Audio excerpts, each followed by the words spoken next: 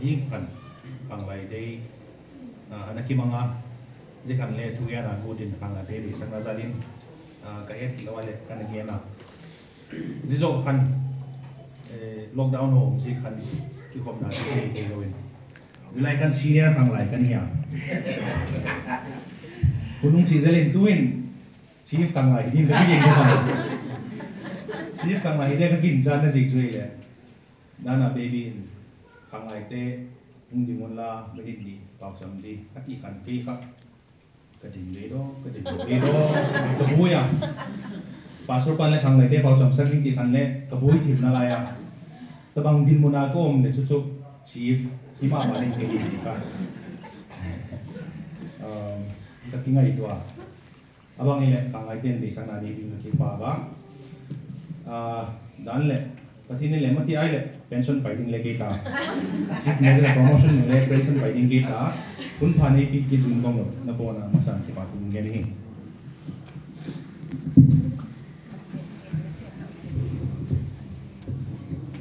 tunin e kang lai te to kisaya ge ding ka bang ai to ai le bang hoi pen do ka bak ti ai le e kang lai hi jigin growth stage ong hi lai jigun lotin na hi poimo pen din ka ging a poimo pen khat din ka ging cha je chun lotin na lam to ki sai hi neu cha tu nin kung share no ma jima chun pathinin kobela hin principle an ko ya law ti de dem dan ti li ding dan mo for example i law of gravitation no ma law of gravitation chu in song chung apat ki chom thale chin anui la ma chu te te di christian hin la hindu hin la mi go mi thao in la pathin in chale chile anu ya chu te di ai lo wale principle of fuel thao dui gari ki tai na pu petrol ithuna la tai chu tu ithuna la tai lo bi le chu jiga chu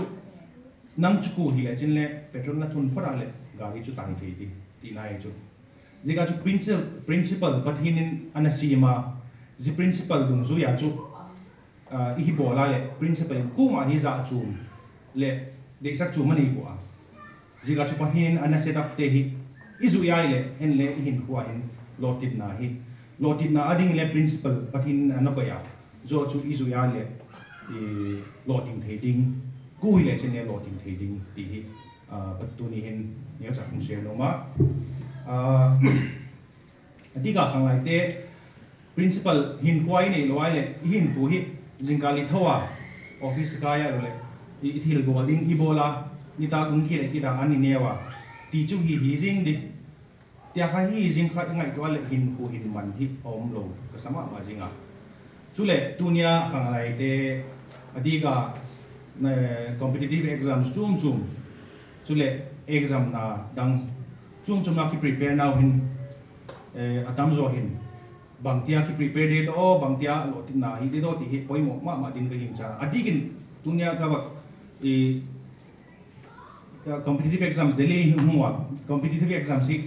mi bangza ki prepare yom dio ko de bak ting bok niu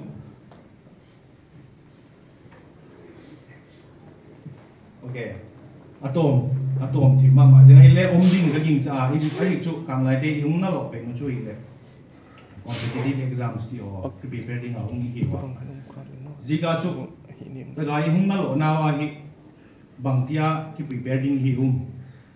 ai chu ikl bi deu bolte hi eu sanga hi ana advance of culture ta na civilization ta ana changkang masa zo ai chu changkang ka ti dinga le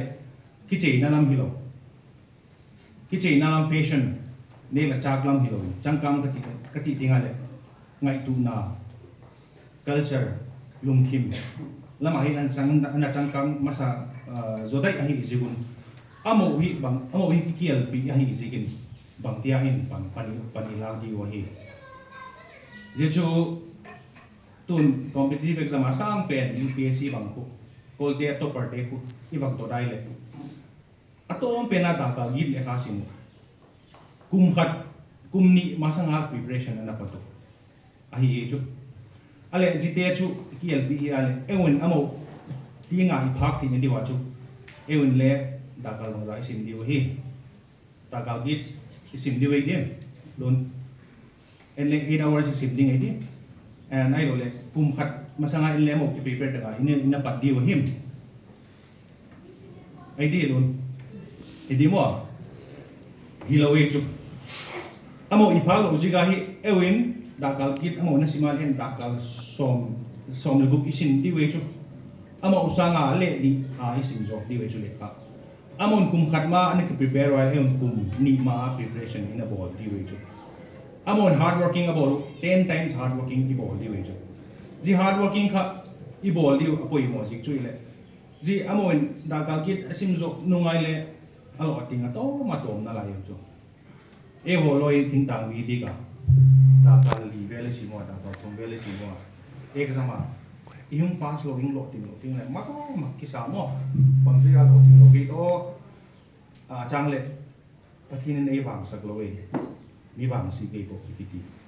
ana hi lo we chu hoi takin self analysis ki bol mo i effort big ding za big lo ziga ana ko ti ki secretary tu ni khang lai te ziga chun bang exam itai la thil na bo na chingwa hi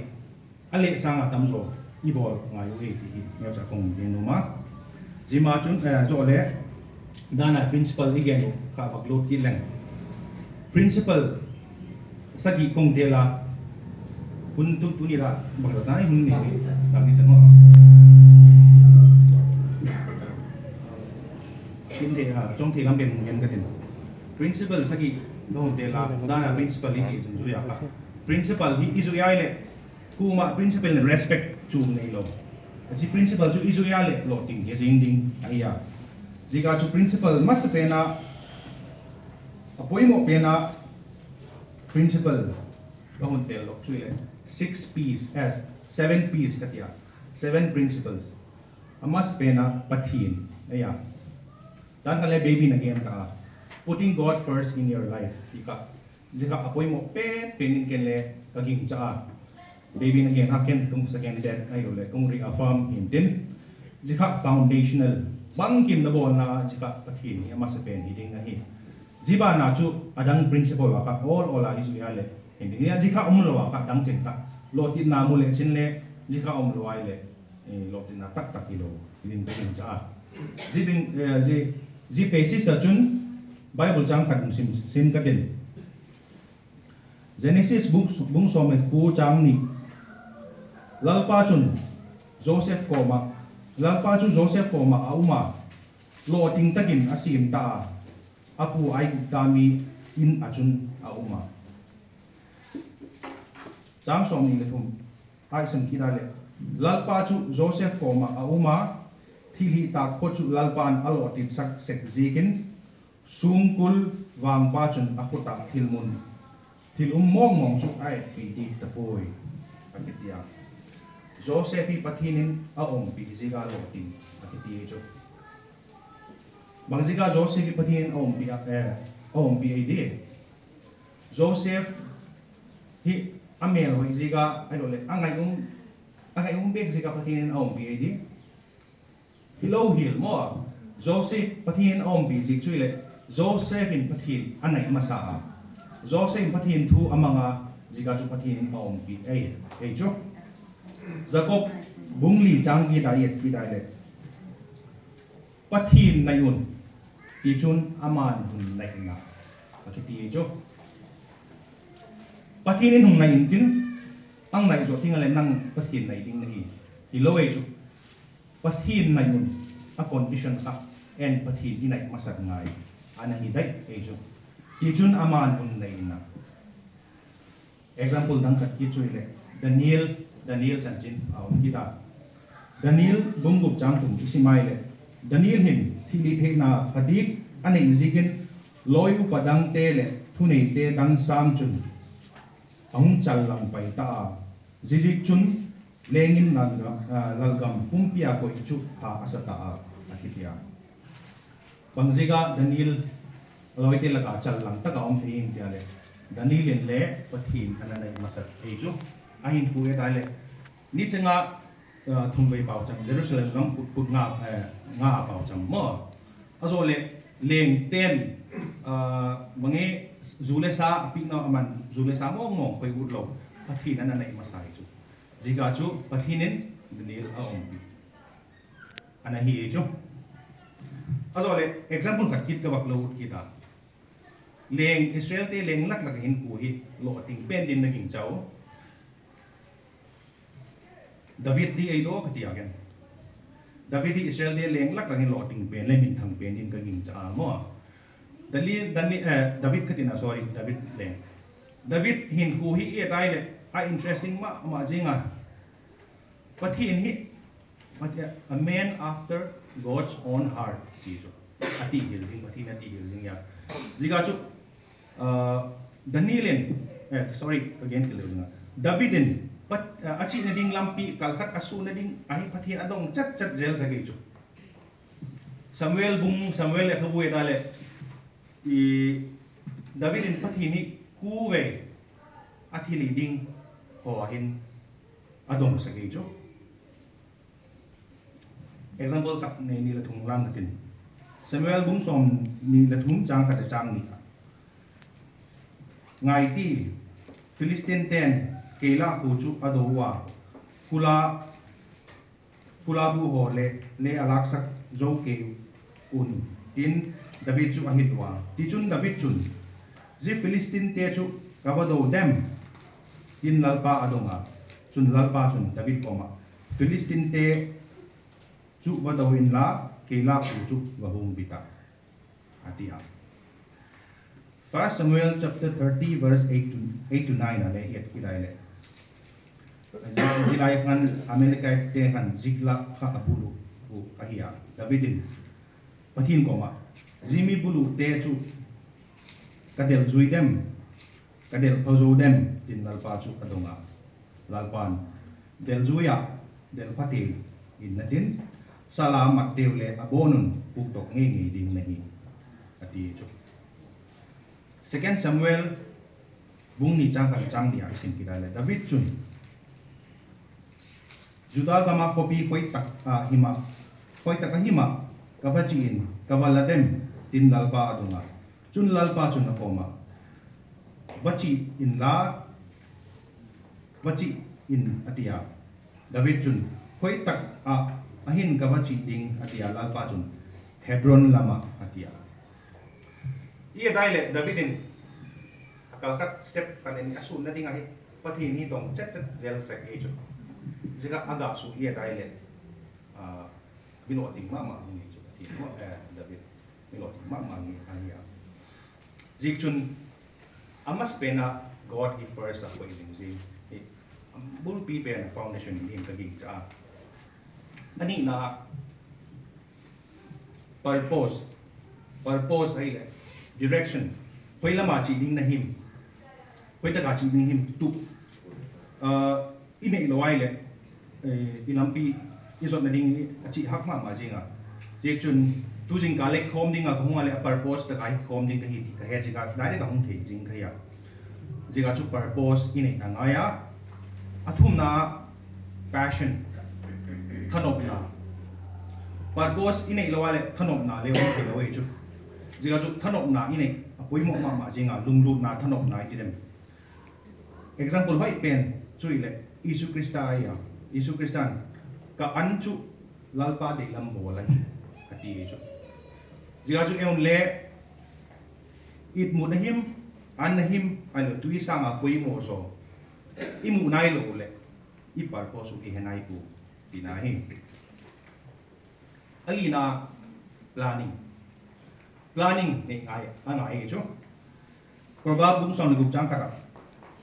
lung thima gung ga long na chu mi nga ahia asuk pitit na wang chu pathina patahi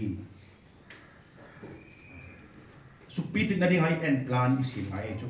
plan ni nei lo la pathin nung gai thi lo ai chu the plan ine te kha izik thak diu ne kha bu an izik thak chat din na plan ka azik chu Harvard University study ki bon na kai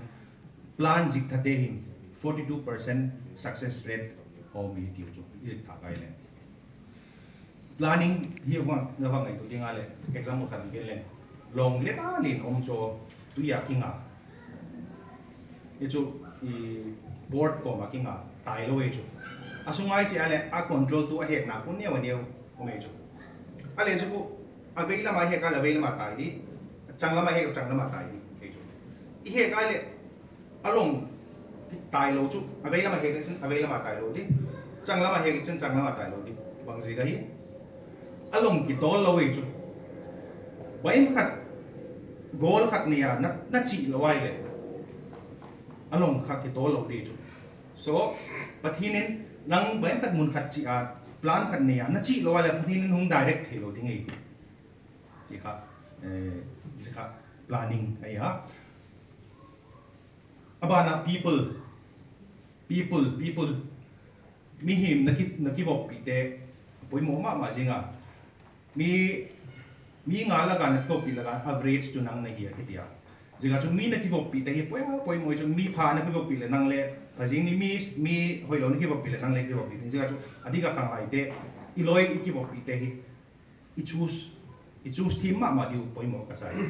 jinga chu ji hi poi mo pian khat ai abana persistence le tu ku ne ya give up loading thil na bol ting wai le na give up loading na bol te diu na lo tin masang siu na bol te asagi na le atom na prayer poi mo ma jinga hin ko Christian hin ko hin ilo ilampi chi na hin lungki na haksan na tampi tu kiti ele prayer I bol zeldi I bol zelai le prayer hi thao ointment na ang kinu tabang aya jega chu prayer in ong zui zelding hi poi mo a mi him te hi taksa thagau nei hi bowa thagau hi wa taksa nei hi zowa jega chu spiritual pathi nei sim tu to ki connect jing zel ka ama guidance no ya ki connect jing zel ka poi mo a jega chu prayer hi ama to ki connect thik na pen lampi om sun na hi jigin ama to ilampi chi na ki connect to zeling in poi mo din ka ging cha jikchun ji 7 principles dunia neo cha kung share te hi ka lai ten dalong sila na ko yun la ko itingun ki ading le itawa ko itingun ji zui lengun I life hi lo ting te de ding hi tunin 100% ka gen na mai patinin pian neo sa te mo som sa